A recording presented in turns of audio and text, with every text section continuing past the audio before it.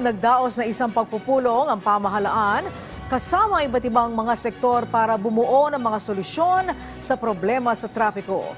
Kaugnay niyan, isang hakbang naman ay patutupad ng Metro Manila. Ito ay pagpapaaga ng pasok sa mga tanggapan ng LGU. Ang sentro ng balita niya ihatid namin sa inyo maya-maya lamang. Samantala po, nakatagda ng tumulak patungong Estados Unidos si Pangulong Ferdinand R. Marcos Jr. para makibahagi sa kauna-unahang trilateral summit kasama ang Japan at US.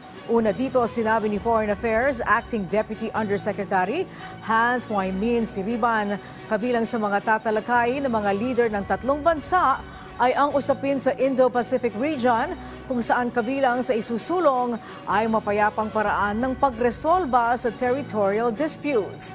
Inaasahang paigtingin din ang pagtutulungan ng tatlong bansa pagdating sa ekonomiya at teknolohiya. Samantala, nilinaw din ng opisyal na ang trilateral cooperation ay hindi nakadirekta sa alinmang bansa.